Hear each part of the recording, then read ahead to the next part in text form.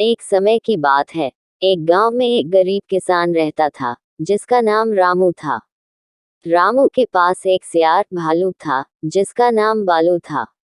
रामू और बालू की दोस्ती बहुत मजबूत थी। वे साथ में बड़े खुश रहते थे। एक दिन रामू ने अपने खेत में कुछ काम करने के लिए बालू से कहा, बालू, मैं कुछ समय के लिए खेत में जा रहा हूँ। तुम यहाँ रहो और मेरे घर का ख्याल रखो। बालू ने हंसते हुए कहा, ठीक है रामू भैया, मैं आपके घर का ख्याल रखूंगा। रामू खेत में गया और काम करने लगा। बीच बीच में वह अपने घर की ओर देखकर जाता था, क्योंकि उसका दिल उसके प्यारे दोस्त बालू की ओर खींच रहा था। फिर एक दिन रात को अचानक बड़ी बारिश आने लगी। रामू खेत में फंस गया और वहां से घर नहीं जा सका। वह बहुत चिंतित हो गया, क्योंकि उसका घर भी खराब हो रहा था। बालू ने देखा कि रामू के घर का हाल खराब हो रहा है और वह अचानक वहां पहुंचा।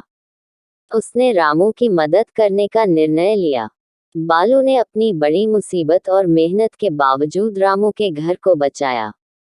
बड़ी ताकत से वह पत्थरों को उठकर के उनके घर की दीवारों को ठीक किया, बर्फ की बर्फानी छत बनाया और घर को गर्मी में सुखद बनाया। बालू की मेहनत और संघर्ष ने रामू के घर को बचाया। रामू जब अपने खेत से वापस आया, तो वह देखा कि उसका घर बिल्कुल सुंदर और सुखमय हो गया था।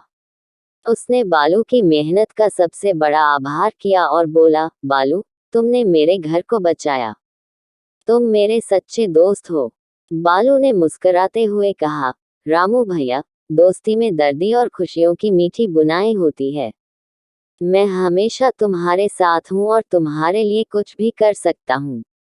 इसके बाद से रामू और बालू की दोस्ती और मजबूत हो गई। वे साथ में खुशियों और संघर्षों का सामना करते रहे और उनकी अद्भुत दोस्ती दूसरों के लिए प्रेरणा स्रोत बनी।